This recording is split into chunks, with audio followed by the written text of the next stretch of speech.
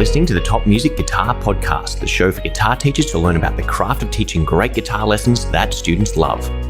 If you're looking to start or expand your studio and make guitar teaching your full-time dream job, you've come to the right place.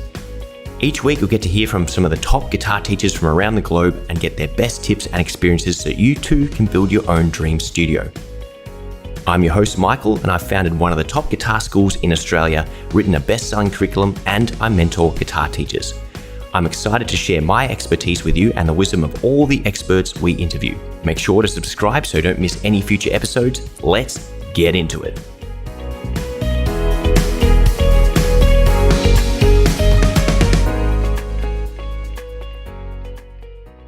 Hello and welcome to another episode of the Top Music Guitar Teaching Podcast.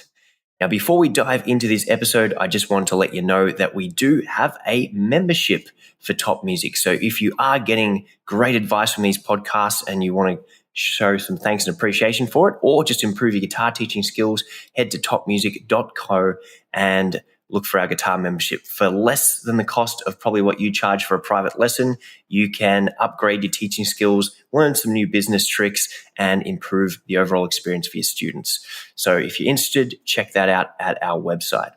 Now, today's guest is someone who started out as one of my teachers, someone I looked up to almost as a father figure in my own guitar playing journey, someone who I met at an international guitar playing event who is a teacher, and then I would say he took me under his wing, always offered really great advice, and he's almost earned the nickname Uncle Charlie from not just myself, but a bunch of other guitar players and guitar teachers I know. And he's someone who, as I mentioned, started as a teacher and is now someone I can call a really, really great friend. So Charlie, welcome to the Top Music Guitar Teaching Podcast. Well, I am super happy to be here. Although that intro, if I'm going to be your musical father, people need to know I had you when I was like 12. So it's wonderful to be here. I love what you do, and I love listening to a lot of the podcasts, some great information, some really inspiring information. So hopefully we'll keep that going here today. Most definitely. And I'll let you guys know, listening at home, this podcast has been about a year in the making. I think Charlie was one of the first people that I wanted to get on as a guest, but just for various reasons, we were always just waiting for a project to finish or the timing didn't line up. And even about 2 weeks ago, we had round number one, and then just the internet wasn't working, and we did kind of 3/4 of an interview, and it just wasn't going to be anything we could edit together with just constant disconnections. So we're back for round number 2 today. And if the interview from 2 weeks ago was any indication, not to mention Charlie's enormous wealth of knowledge and his just, I never like saying the word natural affinity for teaching because often we can work at things over time, but Charlie's absolutely great at communicating his message, whether that's guitar playing, guitar teaching, and a whole bunch of other things in the middle. And I know you guys are going to learn a lot today, so buckle up. Now, Charlie, can you give our listeners a brief overview of your story so far and how guitar teaching has been a part of your professional life in various forms? Absolutely. So my journey, I grew up in a family where there was always music around. My mother was just a beautiful singer, is still a beautiful singer. And her father was a professional musician. He had a day gig, but he had played for years and years on local television. He'd be in various orchestras in the pit and so forth. And so he actually was capable of making a living at it. And what was really fascinating to me and what instilled the love of music to me, one was just being able to go visit him and be surrounded by these incredible vintage musical instruments. He played the organ, he played the accordion, he played the banjo, he played some guitar, and even when I was a little kid, these instruments that he had, for instance, the banjo that he used, my grandmother had scrimped and saved and bought for him while he was away at World War II.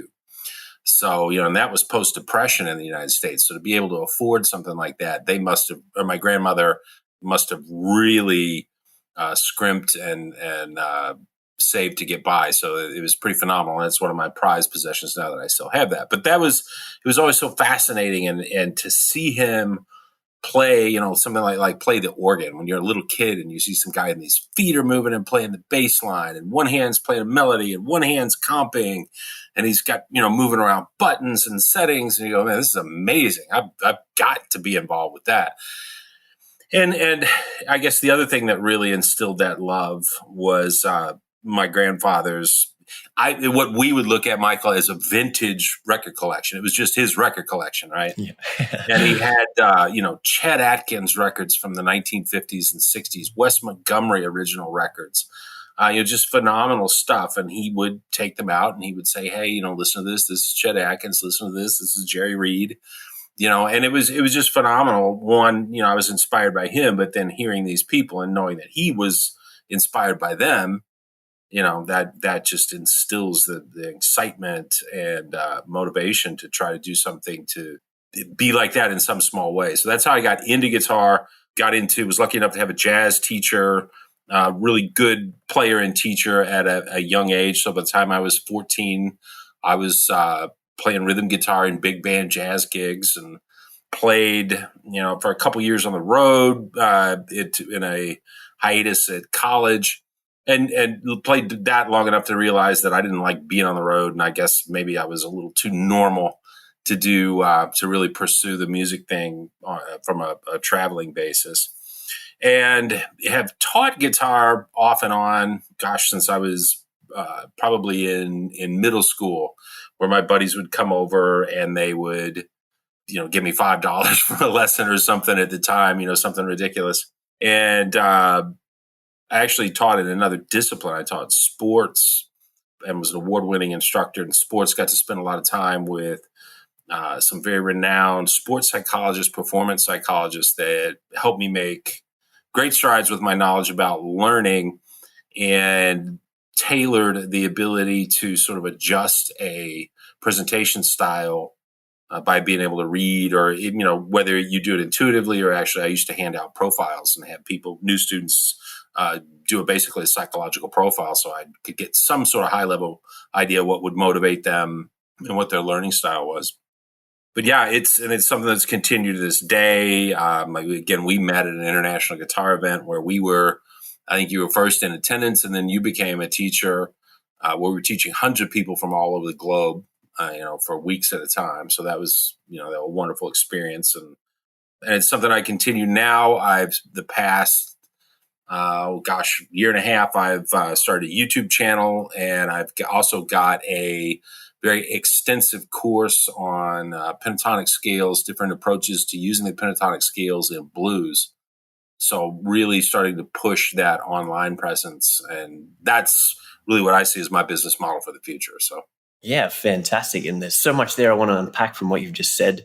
But maybe diving into what you said about the psychological profiling and the sports science, because my background, my dad was an AFL level player, our national football composition here in Australia.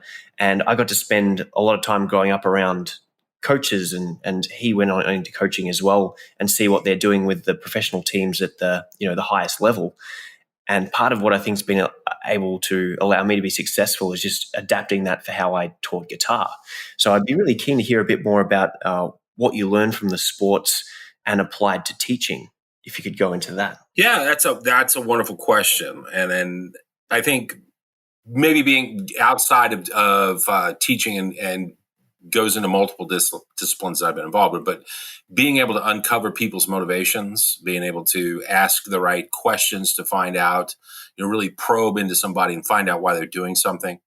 I think that I guarantee you've experienced it. You're probably an example of it as I am, but we all have different motivations for doing things. And mine was so deep seated that I literally begged my mother and father to buy me a guitar and give me guitar lessons, whether they came from my grandfather, just hearing so much music as a young person, and whether we are going into academics or we're playing sports or we're playing music, there is the people that are going to be successful. They're deeply driven internally. As much as we may try, and maybe this is up for dispute, but this external motivation, once people are past a certain developmental point, it gets really, really hard. And hopefully we get lots and lots of students that are internally motivated, and we're able to guide them and channel that energy in the right directions. But the other part of it, I think one of the things that left a great impression on me was learning about people's learning styles and how they want to receive information, how they are passive or proactive once they receive the information, and even what their style of receiving information might be, and I think that, like, for instance, you might get a student that's very kinesthetically gifted, but their personality is a little on the passive side, so it's a struggle, first of all, to develop some sort of rapport. And then you might tailor, like, for instance, I'm a very visual learner. I can remember the first time I saw a video with Eddie Van Halen in it, and he was tapping, and I never knew what he was doing before. And once I saw that video, I was great. But that's not necessarily going to work for different types of learners. It'll help everyone, yes, but it's not going to have as big an impact on certain types of learners. So having some sort of an idea of how the people that are in front of you want to process information and be presented information, I think it's invaluable. Yeah, I think that's a really, really good point that needs to be brought to the attention. For anyone listening at home, I'm sure everyone can kind of think of their model student, someone who they just love teaching that gets it straight away. And then you can probably think of a couple of other students who just never get anything. Chances are the people that you really enjoy teaching, they learn the same way as you, and you, without even knowing it, are teaching in a particular way that suits your learning style, and you're gelling with them. The students you're frustrated with, they're not any less capable. They probably just learn differently to how you present, and that may feel frustrating for you. But if you can kind of flip it and go, hang on, all I've got to do is work out what this person needs in order to succeed or understand or take in the information, then you can start getting that person better results or have a better connection or rapport with them, because now you're teaching them the way they need to be taught rather than the one size fits all approach you think everyone would just naturally learn to. So becoming aware of that kind of stuff has been hugely influential for me, and something I think a lot of teachers would be a lot less frustrated if they figured out. And it's incredibly difficult, right? And just in notes I was making before we talked, one of the things that I had written down, a little note: teachers can never stop learning, first of all. But at the same time, maybe we would amend that into something like teachers must strive to be self-aware, right? Because it's one of those things where, and I've been doing this so long, and I still find myself being frustrated with people that don't learn and behave just like I do. You see the world through your own prism, and you superimpose that on everybody, whether you want to admit it or not. So staying, and maybe two rules: never stop learning, and always be self-aware would be a couple of golden rules for teachers. Yeah, definitely write them ones down. And that self-awareness is such a really, really important one, and one that, unless you're aware, you don't really know it. And a lot of teachers wondering why their students are quitting all the time. What are you? Where is the disconnect with what you're trying to deliver or how you think you are? A lot to be gained from self-reflection. Absolutely. So I could talk about this psychology stuff. Is there any particular way you got into learning about this personality profiling and motivation, or any resources you could recommend people check out?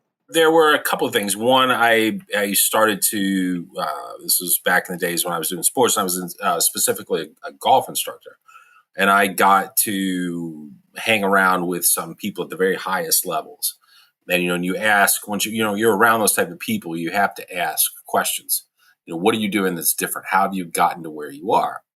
And the answer by several of those people was, I'm working with experts in the field of performance and learning so that I can better understand how to present information, and that's mind-boggling when you're a young teacher.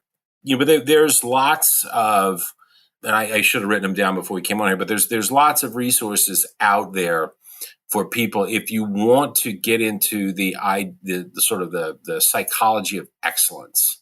There are lots of resources out there if you wanted to get into the psychology of learning.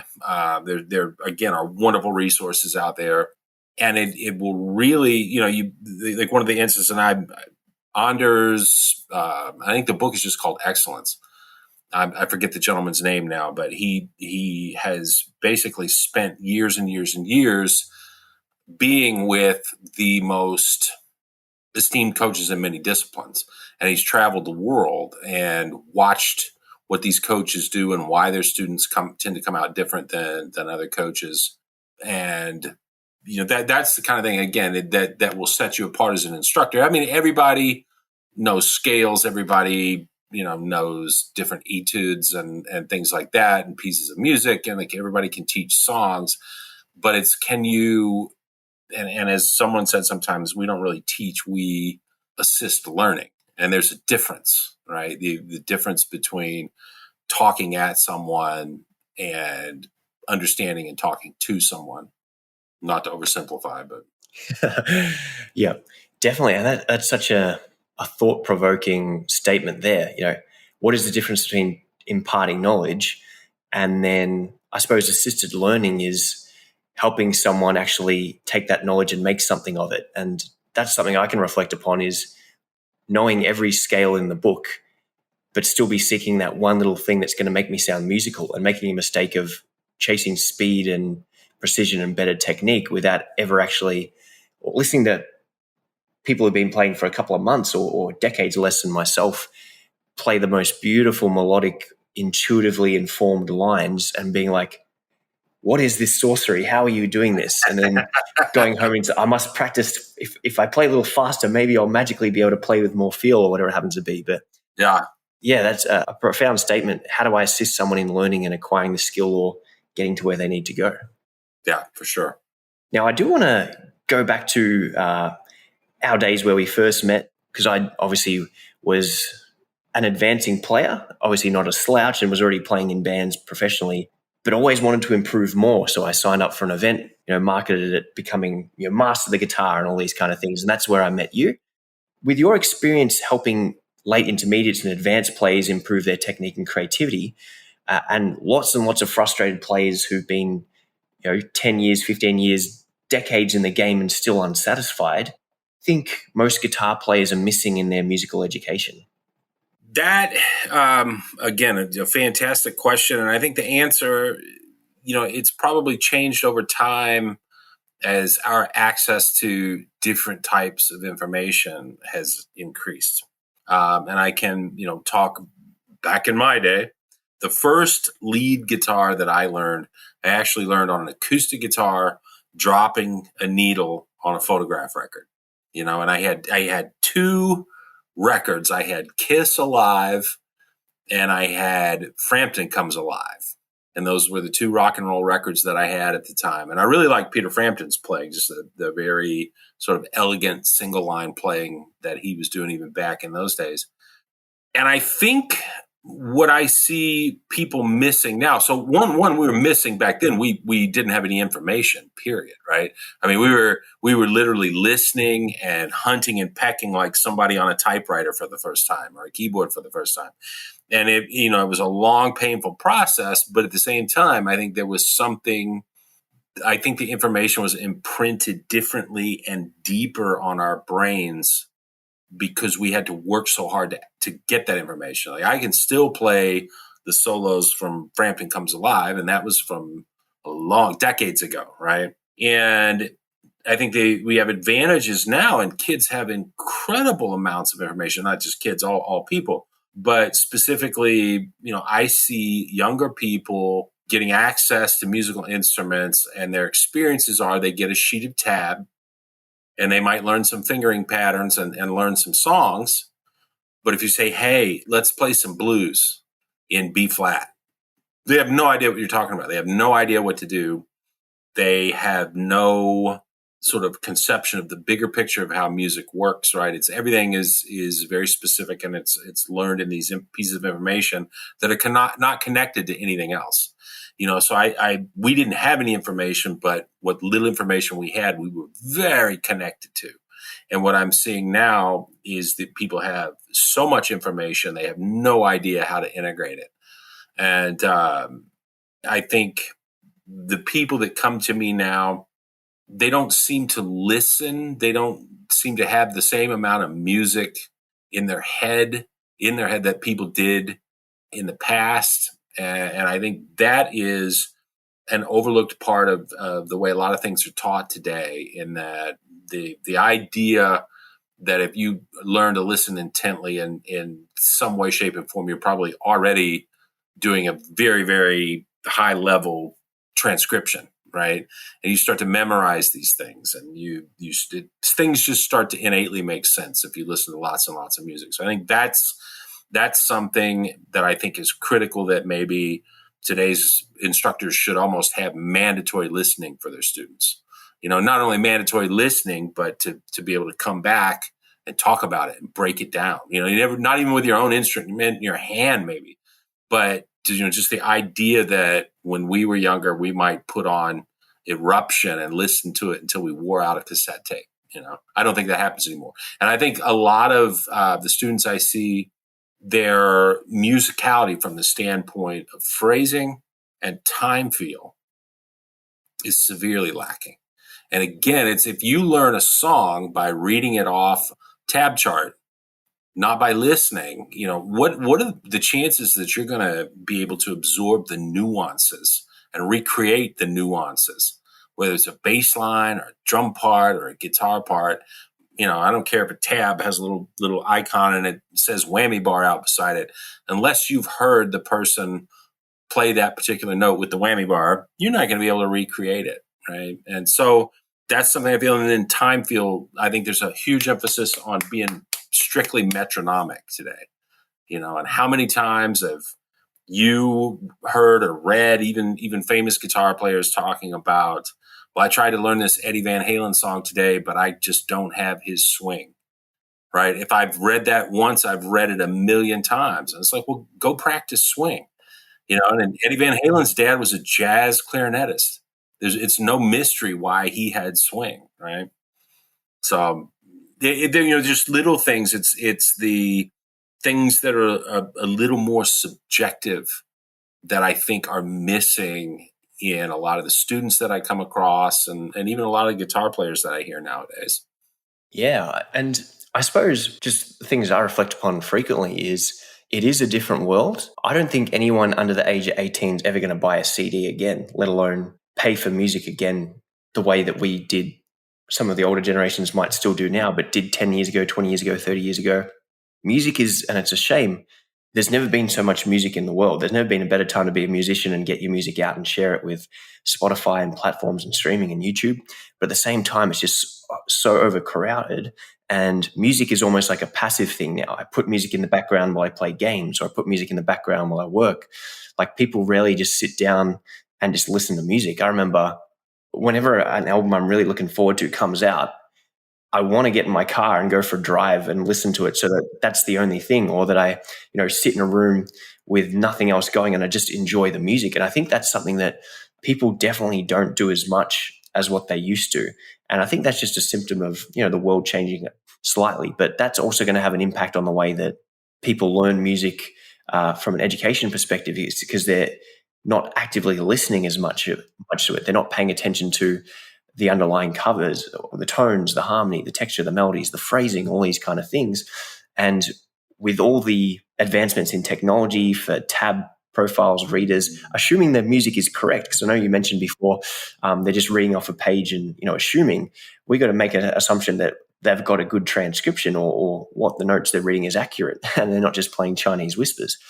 But yeah, the musicians of yesteryear, because they had no other choice but to use their ear, they developed these amazing ears. And I may have mentioned this like in the previous week. I think the caliber of musician in the United States is just so much stronger than it is here in Australia, because it's just more culturally acceptable to be a musician. And there's families, generations of musicians, where in Australia you're sort of looked upon like the scum of the earth if you're a musician, because of many, bad stereotypes and stigmas to come out of it. But when we had, I can't remember his name, very famous drummer, jazz fusion drummer. I don't want to say Dave Reckel, but I think it's Dave something. Wackel. Wackel? No, Wackel. I believe it was him, came to my university to like sit in and observe for a week and give him some feedback. And he was just like horrified at the difference in quality, to the point where, a musician who's been playing since they're 5 and then goes through a university path is going to be so much further ahead than someone who's like myself, who age 15 decided, man, this is what I want to do. I heard Eruption and now I want to play guitar. You can't bridge that gap even with 4 or 5 hours a day practice all the time. I don't, some people out there definitely do. I'm just making excuses for myself there. But he was shocked at the the lack of quality, and I think part of that is just the way that you listen to things differently, the immersive environment you can create for yourself through active listening versus having a computer tell you everything and dictate it to you. It is a different world. But if you want to play like the players of yesteryear and your favorite guitar heroes, then you have to go about learning and listening the way they did it. Yeah, I would agree. And I think that, again, that's something that's a little bit lost in whether it's, I've seen teachers that have too much ego to, we're going to listen to that guy or whatever. But, just to have people, and I'm thinking as we sit here talking, tiny things. You talk about active listening, for instance, you're trying to learn a part. Well, you might look up a tab page, and a person that is an inexperienced player with an inexperienced ear might play the notes as they're written on the page, and they might think that sounds fine. But yourself or myself, we listen to the recording and we go, wait a minute, the tone's not that bright. He's not playing that on the E and B strings. He's playing it on the G and D strings up higher on the neck. Something so small like that. But it's something that if you really have trained yourself to actively listen to all the aspects of the music, it's something that sticks out like a sore thumb. And that's why, again, you and I could probably pull transcription after transcription off Ultimate Guitar and say, that's not right. That's not right. That's even if the notes are right, it's not being played in the right positions or with the right emphasis on, again, the timing or phrasing. Yeah, most definitely. And to speak of little things, here's a little thought exercise for everybody. If you're listening at home and you probably haven't listened actively as you've grown up, go back and listen to some of your old favorite tracks, like ones that you haven't listened to for a good 5 to 10 years, and you will find things in the songs that you have never heard before when you're actively listening. Put a song on and go, I'm just going to listen to the bass for this whole song and try and follow the bass. You'll hear things that you've never heard before because 10 years ago, your ear was less developed than it was now. And art's a bad example, but because I can look at a painting and go, oh yeah, it either looks good or it doesn't look good. Like I don't have any appreciation for the hard work. But when your ear develops, you can go back and listen to the simplest of pop songs, which you may think you've matured out of now before you listen to just like prog and stuff like that. But you can go back and I listened to Thriller by Michael Jackson yesterday. I was actually showing it to one of my younger classes. One, I was actually very happy that people knew who Michael Jackson still was. But listening to Thriller, and more importantly, it was like the film clip version, which is different to the recorded version, going, oh, there's all these really intricate funk guitar lines and little synth lines and wonderful horn lines I never even realized or appreciated back then. So if you do truly appreciate music, like listen without anything other than the music there to distract you, and you'll discover just so much more beauty in stuff that's been there the whole time.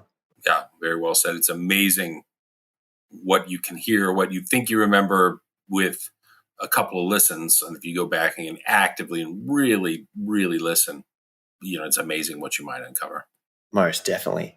Now, Charlie, how can we go about helping some of our more advanced students get to where they're going? From someone who sees a lot of people at that later stage and they come to you and say, hey, I need help with this. What's your sort of framework for helping people?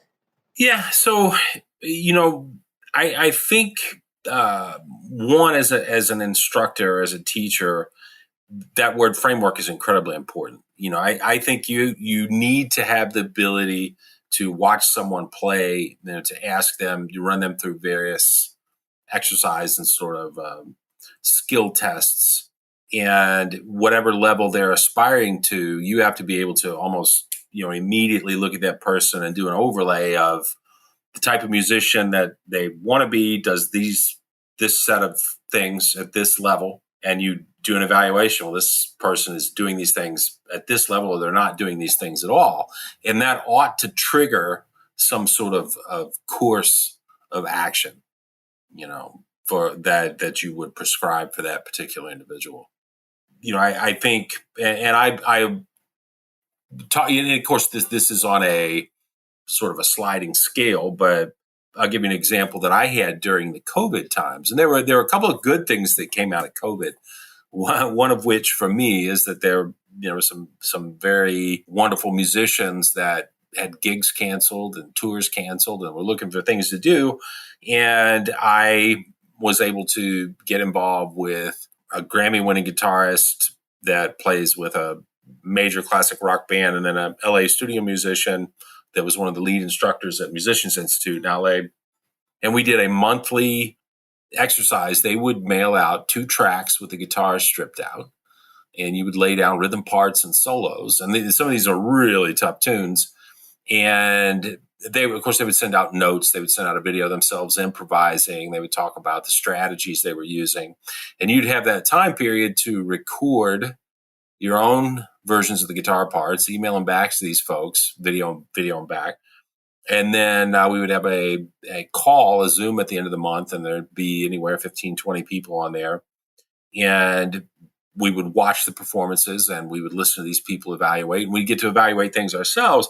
And, at our level, hearing what the people in the very upper echelon of the guitar world, the playing world, how they would hear something that would be perceived by ourselves, which might, we might think of ourselves as a local or regional or even worldwide expert, if you're on the internet or so forth. But to hear these people break down, and emphasize time, feel, note choice, being able to highlight tones within the chords, the different voicings that you would use when you played rhythm, your different feels, your different tones, but over and over the things I heard were time, feel, appropriate tone, taste, use of space, and then we think of ourselves and the pursuit, especially as we start to gain some skill, we get into this crazy mad rush to learn more stuff.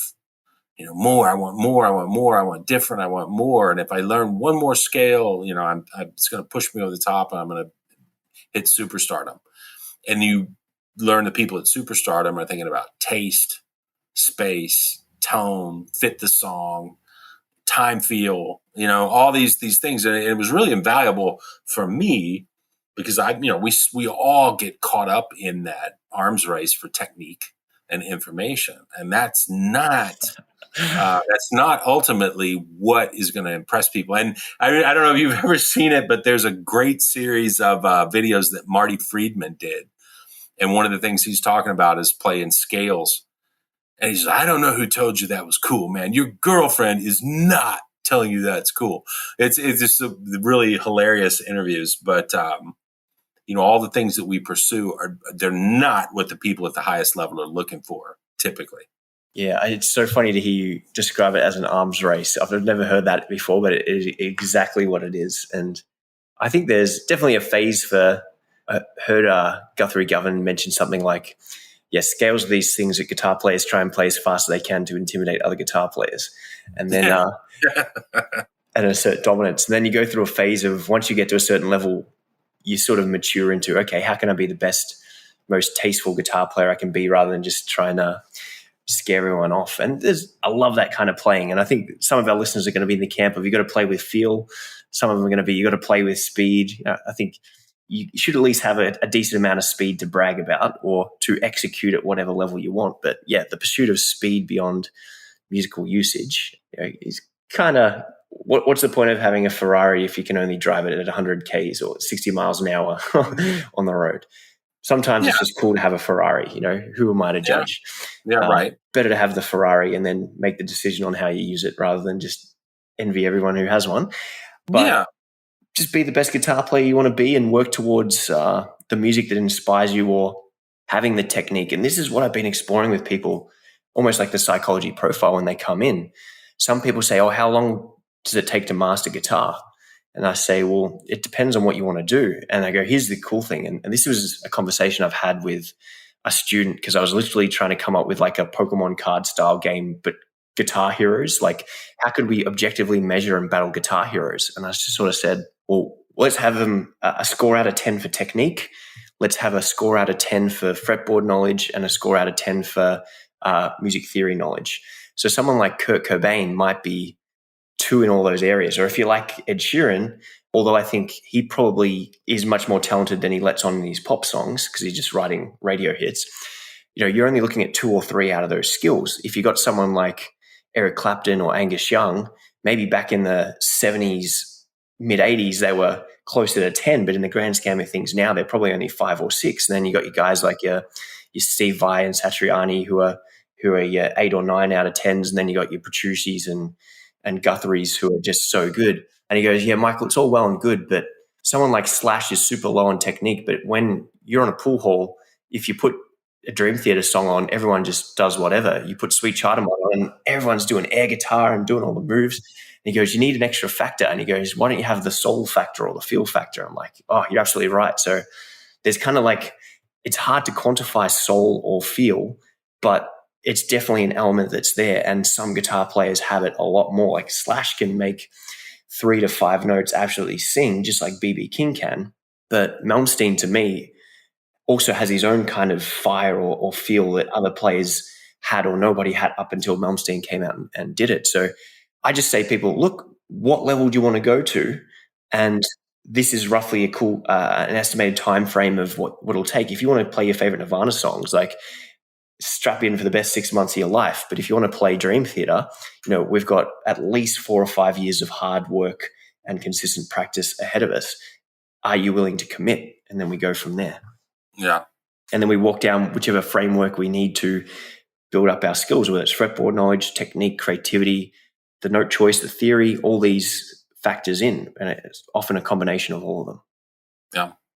And, the other thing, and it's more difficult now, I think people that are learning guitar don't have the opportunity to play out and actually make music with other people. And I think that's an invaluable experience. And I've met people that have told me they have no intention to ever play music with other people or for other people. I'm like, well, why are you learning? And it's almost like lifting weights. Well, I just want to be able to do it. I want to be able to do this or play that. I'm like, well, why don't you take up weightlifting and try to bench press, 200 pounds? And would you quit if that was your goal? If that was your only sporting idea is to get to 200 pound bench press, then you achieve it. And then what? Where are you going to go from there? But I don't see a lot of people being inspired by the idea of, I'm going to play guitar because I want to play with my buddies and we're going to, impress some girls or whatever the case may be, or make some money on Saturday nights. And, but there, by the same token, there's a lot of recording being done, great records being made in dorm rooms like plenty. And, so, and he's gotten to the point now he's out there playing live and touring, but it's, so there are things that have changed, for the worse and things that have changed for the better. But I do think it's an invaluable experience to play live music with real people. And I can remember the first time, again, the teacher that I had, I was kind of a little jazz nerd when I was a early teenager, and didn't really have the opportunity to play with other folks. And the first few times that I did try to play rock and pop music with friends that I had met, my timing was awful. I'd never done anything but play with records. I didn't know how real people would ebb and flow. I didn't know how to keep the beat internally, in my own case, without a record to play with, So, yeah, I think that's a great thing that is missing these days. And even the want or the opportunity to do that is smaller and smaller and smaller, especially after COVID. Yeah, like I struggle to fathom it. And I put it to my students, I say, imagine going to football training or whatever sport you play. Imagine going to training every week over and over and over, but never playing a game on the weekend or never having a match. And most people, for playing a sport, the worst part is the training. Most people love their lesson. You imagine how much fun your lesson is. That's the training. Playing with other people is the game, and that's what you want to work towards. Right. But yeah, it's definitely something where I guess just with PlayStations, all the additional technology, social media, there's just all these other things to do now. And again, back in the day, there wasn't necessarily as many other things to do. That's why more people played music and probably got a better quality because they were less distracted. And once again, we've got the isolation of being in your bedroom on your own, social media, I'll get good at guitar, and you release these amazing things. And I think a great band to pay attention to is like Polyphia, who are doing absolutely amazing kind of things. But that's pushing the boundaries of how perfect and polished and sparkly you can make things. Exactly. And which is great in its own right. But to go back to Pliny, I remember him at a clinic saying at age 24, he'd never done a live show. He'd only ever done bedroom stuff. And then age 25, he obviously released his album, did his first show opening, it took off, and now he's where he is now. But probably this might even been before the pandemic. I don't think he's been actually. I've seen him since there, but maybe about the year before the pandemic, Pliny played a show and he brought like a saxophonist on stage, and they just said, "Hey, we're going to jam on a couple of tunes for the next 3 or 4 songs," and it was probably the most amazing show I've been to in recent memory, because it just had this awesome feel. He had a saxophonist and he had another lady come out and play keyboard, and they did some Pliny song. I think they did another, just like some sort of standard or cover. I can't remember what it was, but it had goosebumps the whole time, and it was just this amazing improvisation. They just jammed over the A sections, or like almost like a true. It was like a gent jazz gig. It was quite remarkable, and that stood out because that's what's been missing from a lot of these shows. It's the same format. The set list is the same every city. Play the show to a click track, and there was no clicks. There was nothing like that. It was musicians up on stage having fun, and it made it just so much more enjoyable for the rest of the audience. Yeah. Yeah, it's good. I think, if I'm not mistaken, I think Pliny's father is a jazz bassist. I believe so, yeah. Yeah, so he's got a little oral background there anyway. Yep. Now, Pliny got famous through YouTube, and speaking of YouTube, you've recently launched your channel. Do you want to tell us a little bit more about everything from the conception and what motivated you to get started right up into how it's going right now? Yeah, it's YouTube is something that I'd watched obviously for years and years and years, and I honestly am a little late into the game. I think that I feel like anyway that I have something that is unique to say about certain aspects of guitar playing, and if we can condense vital information down into its essence and maybe accelerate other people's learning cycles, that's something that I get very excited about. So the whole idea with my channel is sort of the name I have adopted for it is Make Sense of Soloing, and it's again distilling a lot of information, decades of information that I've got about how to approach improvising on the guitar into an essence, something that can maybe shortcut again that learning curve, because it's the learning curve is one of the things that is tough about guitar, and I think it's something that turns a lot of people off. And I know that there's information that I've gotten a decade into playing that I'm like, why didn't somebody tell me that in the beginning? That's really, really fundamental. Or, just hearing an idea presented in a different way that made it so much easier to digest. Those are the kind of things. What are the ways that seem to resonate the most with people? And then let me do a bunch of videos on these type of things to help people build up some technique and have some concepts that go beyond, again, learn this tab for such and such tune. It's, understand the chord progression of that tune, understand the scales and arpeggios that you could play over these particular chords, understand how to create melodies, to intertwine all your ideas. And it's just, that's what really motivates me, is to get people to be able to be what I call fluent on the guitar, and to be able to play melodies and melodic solos and some more technical things too, but as easily as they would be able to sing a song that they know very well. And that's sort of the whole impetus, is developing technique, but developing it in an organic way that they're able to relate to composition and melody also. Fantastic. So that's what we're doing. And it's interesting, as I'm sure you've realized, your levels of success seem to ebb and flow dramatically. And I'll be honest, is for people that are looking into it, it's frustrating. It's a lot of work for very, very little payoff in the beginning. So it's something that you have to have a long-term vision on. And I think it's at this point for me, it's a bit of a labor of love. I mean, I have a vision in mind, and we're moving towards it. And we're moving enough that I'm not discouraged. But it's not the easiest thing ever done. But I think I'm getting a message out there that I think needs to be heard. And again, it's a little bit of a rebellion against the I'm going to learn everything off tabs and not know anything about music approach that a lot of people take on YouTube. So there we go. That's my story. I'm sticking to it. Yeah. Well, it's an interesting point you say it. And if you just draw that back to guitar, because I know a lot of our listeners have YouTube channels, maybe you've given up on YouTube channels or might be interested in actually starting one, is same thing with your students. If they do 6 months of lessons and then go, you know what, I'm just not getting anywhere with my guitar playing, I'm going to stop, then it's over. You've wasted your 6 months on learning guitar, and you knew going into it was probably going to be a 2-year, 5-year, 10-year lifelong commitment. You got to think about YouTube the same way. And yeah, there's going to be times when you're absolutely on fire. You get a video that takes off and goes viral and you get all these great comments on it. And then there's days where your video gets less than 100 views and there's a couple of trolls who tell you how shit you are and everything. And you're just like, man, I suck.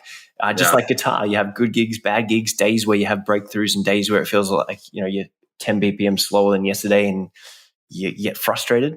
But if you stick with it long enough, you'll eventually get to the destination. It's just keep learning, keep on doing what you're doing, you know, trying to get your message out there and provide value. Ultimately, if your videos suck, you don't have any quality, and you're not, what did we say at the start of the interview? If you're not self-aware, if you're not learning and reflecting, you know, don't keep doing more of the bad stuff. You got to keep on trying to improve what you're doing and bridge the distance between what skills do I need in my communication, in my editing, with my lovely new background I've got, to get to, you know, what are the guys who are getting 1 million views or 1 million subscribers doing that I need to improve on myself to get to that same level.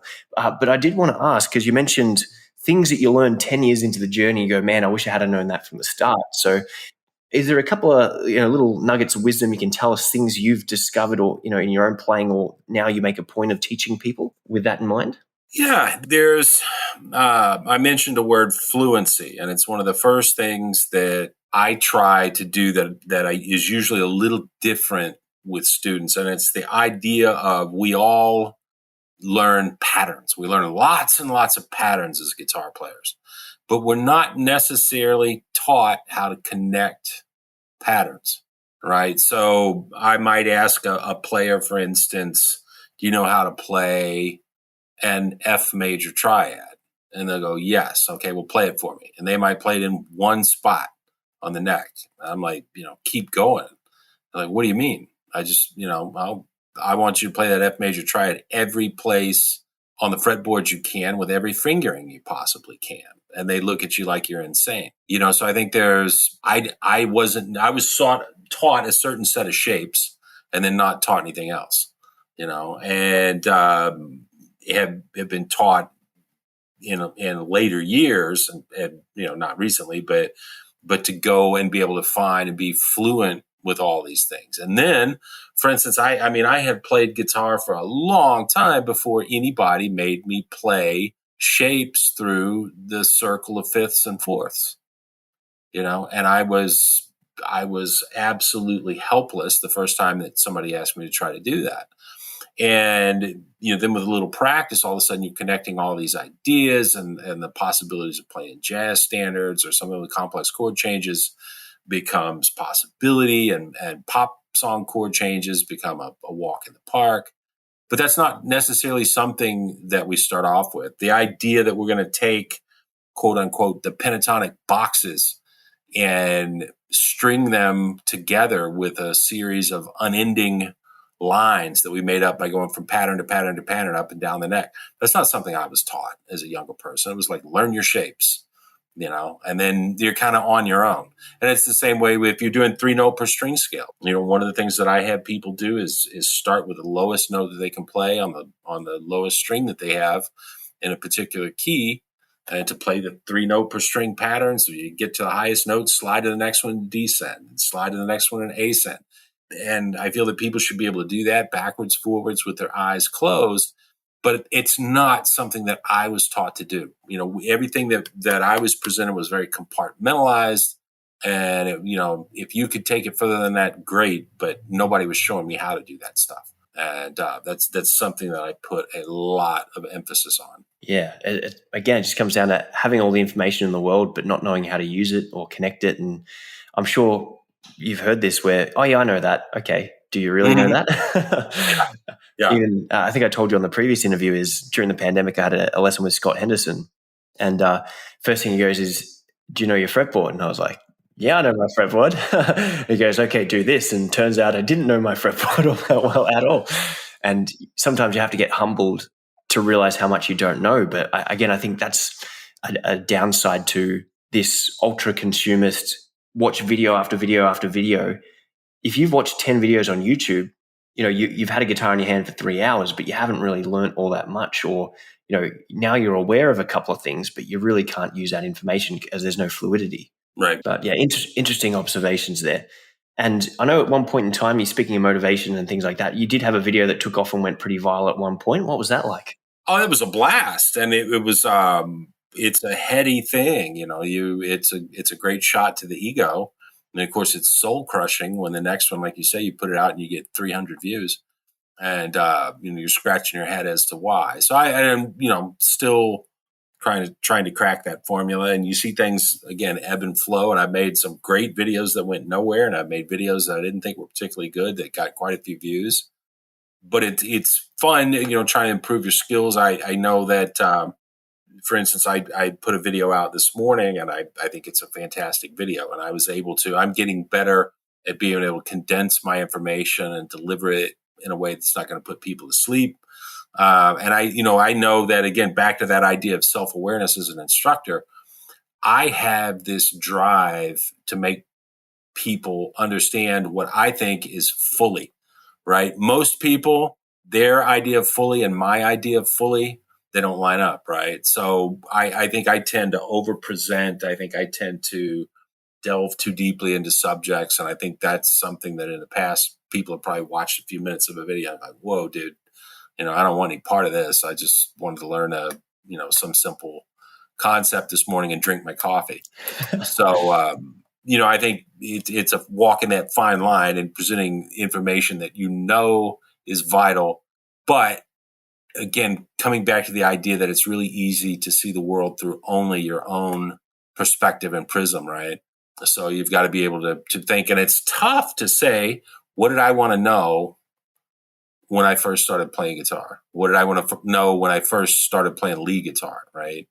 And it's something that we've done so much of that I think I've heard it called expert amnesia. And it's, again, something you just have to be aware, you have to be aware. Yeah, it's really funny, like hearing you say some of those things. Like, I think the understanding, because I share a similar thing. I think one of my highest performing videos is like, man, here's the most important topic I could tell people. So I'm going to make like a video in the most shortest, concise way possible. It ends up being 30 minutes. And yeah. And I'm like, guys, sorry, I'm going to talk a lot in this video, but if you understand this and you take the time to watch this, then you'll have a considerably deeper understanding. And then like the comment at 3 minutes is, shut up, you talk too much. Yeah. And you're like, what? And then you post a video of like, oh, let me just experiment with something that's not important, but a cool little exercise, like, which I wouldn't even recommend you do. It's just a cool exercise. And then that one's everyone's favorite video as well. So you're like, oh, how do you go about planning and preparing content? Because sometimes what I think is the most important stuff is just completely off the mark with what resonates with people, and things I'm like, that is cool. It's a party trick, but it's not really anything deep or meaningful, which everyone just eats up. So yeah, what's your approach to planning content, and what have you found works and what doesn't? A lot of what has been successful for me, and you develop an audience, you do this, for any length of time as you start to understand what your audience are looking for. For instance, if I post a song video, how to play XYZ song, or even how to play a particular solo, for instance, I did maybe a month ago, Nuno Betancourt is so hot right now. Everybody's talking about Nuno. So I took a classic Nuno solo and did it note for note. And I said, man, this video is going to kill. And I think it got 300 views, and then you have to step back and ask yourself, okay, Charlie, the people that watch your stuff, they are probably intermediate, upper level intermediate type players that are just starting to be able to go out to a blues jam and feel comfortable, or, play with a garage rock band. They're not out there ripping Nuno Betancourt solos, right? So again, that's on me for not having the foresight to kind of say, this is not really my audience. So what has been most successful for me is when I do say, what are the things that I consider fundamental about playing solos that I wasn't taught, what we had just talked about previously. And for instance, it might be the idea of the video I did today is it's two licks and variations, moving these two licks around the fretboard. And it's a little 4-note pentatonic lick. One's with a 16th note triplet and an 8th note with the triplet at the beginning, and the other one's with the 8th note first, right? But it's variations on the same thing, but the way you move them around the fretboard is drastically different. So I give 6, 7, 8 different examples of how to take this lick. Here's a picking pattern. One, here's a little insight. This thing sounds really, really fast, but my hand's barely moving. So here's how I'm doing that. But then, okay, once you get that down, how do you make it sound like music? And how do you integrate it with other ideas? So again, nobody taught me that stuff. Nobody was saying, Charlie, here's a lick, and we're going to go out today and we're going to connect this lick with this other lick, and you're going to make up 10 melodies in between so you can play this 10 different ways. And then we're going to play it with 10 different time signatures, and then we're going to play it with 10 different grooves. Who's doing that? It was not done for me. But that's the kind of stuff that, again, if we can introduce that and do it in such a way that it doesn't intimidate or turn people off, again, I have to think that sooner or later it's going to reap big rewards, because I just see it as incredibly valuable. So that's where I'm going, is how can a person at that level that really wants to make inroads to going from okay to excellent, what are the ways, what are the things that I can do? What questions are they asking? What information do they need? And where is the gap that, what is keeping them from making the progress they want to see? Yeah, some really thought-provoking stuff there. Yeah, I can only laugh at the heartache you feel when you do the most amazing video like the Noodle one. I'm sure lots of time and effort went into learning that solo, and then to have it get the 300 views can be absolutely shattering. But I think you're exactly on point. Who is my audience? What are the problems they were facing? What was I facing back when I was getting there? And how can I put myself in the shoes of that person, avoid this expert amnesia, and come up with the content that's going to be helpful to them and explain it in a way that makes sense? Now, Charlie, I am aware we're getting on in time here, and there's just a couple more questions I wanted to ask you before we wrap it up. You've recently partnered with Lauren Bateman and done a course with her. So tell us about your course. And I have a feeling it's tied in with everything we've talked about with the YouTube channel as well. But tell us about the course, how you went about organizing it, and of course, where people can find it and check it out.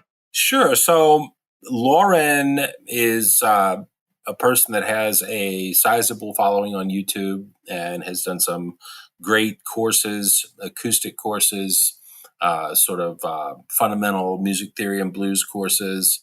And they say she developed quite a following, and she contacted me and said, hey, look, a lot of these folks that have made progress, they're looking to do more advanced things and get involved with electric guitar playing. Would you be willing to do a course? And I'm absolutely. And so we brainstormed some things, and what we kind of came up with, again, is my mission is this idea of improvising and fluency. And so the course that I came up with, it's called Next Level Pentatonics.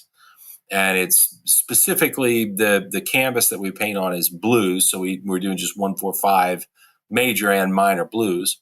And if you want to check it out, it's www.nextlevelpentatonics.com. But it's very extensive, hours and hours of exercises and drills and example licks and example solos. We spent a lot of time with some music theory, about where do the pentatonic scales come from, even breaking down major scales, and talking a little about harmony that makes up the different scales and the different tonalities. And then we get into where the next level idea for me was where you would use major and minor scales in the course of playing over 1-4-5 blues. You don't have to play minor pentatonic of the one chord over everything, right? And how to do that, how to go about it, and then getting into loads and loads of examples, like I say, example solos. So yeah, it's pretty extensive, but I think it's, again, that idea of someone who has learned a pentatonic scale or one pattern of the pentatonic scale, the minor pentatonic scale, and they want to play blues and actually make it sound good. How are you going to do that? Where do you go from there?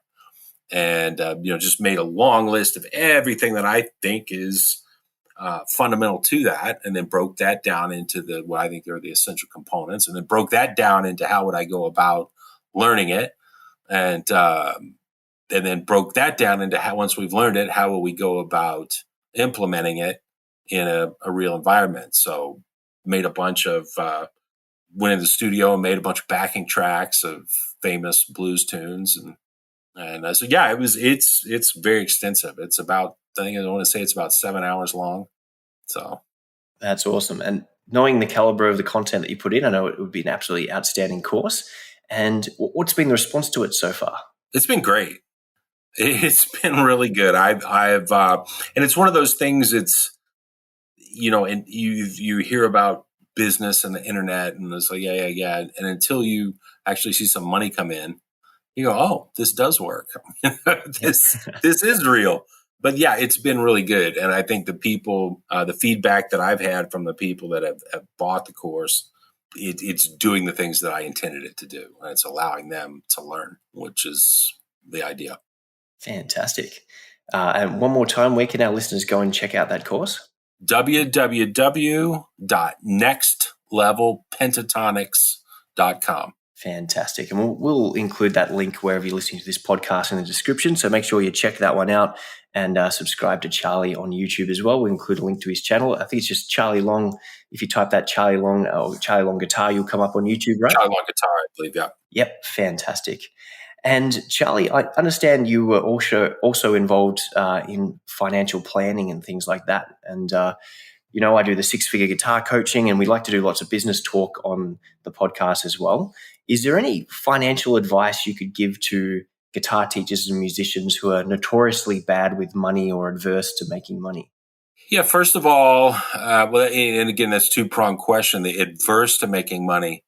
We could spend hours talking about that, right? But it's one of those things that, and somebody said to me once, there's no dignity in starving, right? As much as we might want to hold that out, there's no crime in being good to yourself and having a nice life and being rewarded for your efforts. And it's kind of interesting because of most of our musical idols, none of my musical idols were poor, right? I wanted to play the guitar because these people were flying around the world in private jets and hanging out with supermodels, and that was all. That's good stuff. It was not the guy dying in the back alley who spent his last few coins on heroin. That was not my hero. Yeah. So it's just sort of funny that it's almost a paradox, the whole idea of we get into music because we're inspired by these people that are making ridiculous amounts of money, and then we become a starving artist and want to hold that out there as something that's fantastic. So first of all, it's not a bad thing to have a nice lifestyle and to live a good life. Secondly, just the most basic financial advice. First of all, save more than you earn, or spend less than you earn and invest the difference, right? And start early. Put some money into some things that are going to make money, and try to do it on a regular basis. Develop the discipline. If you make $1, take 10, 15, 20% of it and set it aside and get in that habit early, and try to learn enough that what you're going to need to set aside on a yearly basis and how much you need to have that grow to reach a point where you can become financially independent. Financial independence, not necessarily being filthy rich, but it's the idea that at some point in your life, working becomes optional and you can still afford to do the things that you want to do with life. And there are ways to calculate that. And, and again, the biggest advice I can give is start early. There's always reasons to not invest. It's really, and if they become musicians, well, oh my gosh, well, I want to make that record, and we only need a little more studio time. So I can't invest any money right now because I've got to give money to the band for studio time. And then it's like, well, and the van broke down, and I've got to give money to the band because the van's broken down. And then, oh no, I just had a baby, so now the baby needs formula. And it's a litany, and we've all been there. There's always reasons to not put money aside, and you just have to convince yourself that you have to, and get started as early as possible in life, because the power of compound interest is truly phenomenal. Absolutely amazing advice there. And it's always the simplest advice, which is the most effective. Isn't that the case? Yeah. Everyone wants these get rich quick schemes or cryptos. And it's not always get rich quick, but it's get rich surely. Well, and the get rich quick things, you can also get poor quick. Yeah. We've seen with the crashes in crypto. Yeah, people made huge amounts of cash, but there's also people that have lost everything. So, yeah.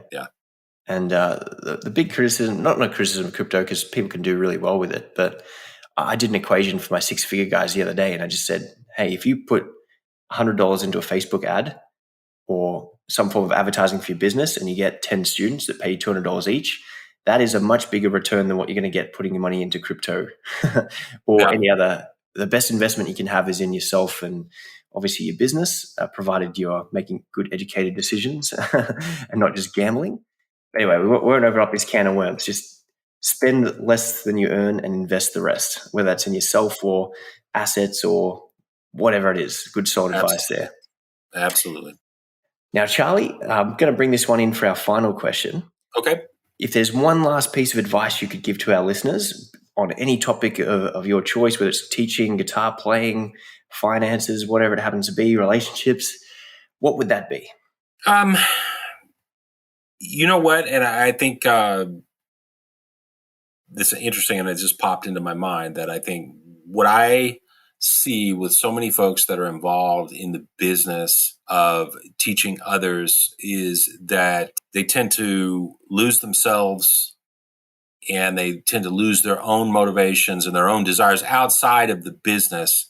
And I see an incredibly high level of burnout in this business, people that are just mentally exhausted, physically exhausted, because other than making some money, they've done nothing to recharge themselves. So first of all, if you're in the business of teaching other people, and you make sure that you stay true to your own motivations and desires. And why did you get involved with music in the first place? Are you still practicing the guitar? Are you still learning? Are you doing the things that made you fall in love with the instrument? Because sooner or later, if you don't, it's going to become basically the business equivalent of digging a ditch. It's going to be pure drudgery. And I think that's incredibly important.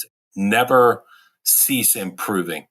I think, that's something that it's easy to do when we get into that trap of being mentally exhausted, being a little mentally beat down, giving away so much of your energy, helping other people learn. Are you continuing to improve yourself?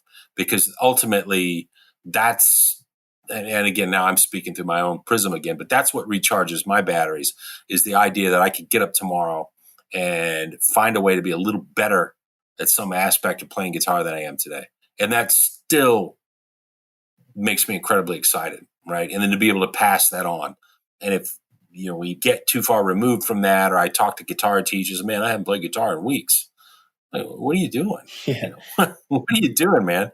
Didn't you just yell at all your students because they don't practice all the time, And so, yeah, we do have to run the business, but at the same time, you have to take care of yourself, and you have to nourish yourself. And I think that's probably the advice. Again, that almost goes back to that self-awareness thing. That's some really solid advice there, Charlie. So thank you so much on behalf of myself and the Top Music listener community. I really appreciate not just you coming on to the podcast now that we finally made it happen, but just the wonderful friendship that we got. So Charlie, I appreciate that. Thank you so much. And thank you for coming on. Thank you, Michael. Oh, my pleasure. My pleasure. No worries. Now, guys, if you're listening at home, make sure you check out Charlie. We'll post the links to all his stuff. He mentioned working with Lauren Bateman. We interviewed her back in episode number 3. She helped us launch the podcast back in the day. So she does wonderful stuff, and check out her channel as well. And of course, guys, if you found this helpful, if you're interested in improving your teaching skills, if you're interested in making more money from your teaching business, check out our Top Music Guitar memberships. You can find those at our website. Once again, for less than the price of what you charge for a lesson, you can learn how to make thousands of dollars more teaching guitar and have a bigger impact on your students, and hopefully reconnect with your why. If you can make more money, buy more guitars, have more time to sit around playing them, then we've done our job as teachers. So once again, thanks to Charlie and thanks to everyone listening at home. We'll see you in the next episode.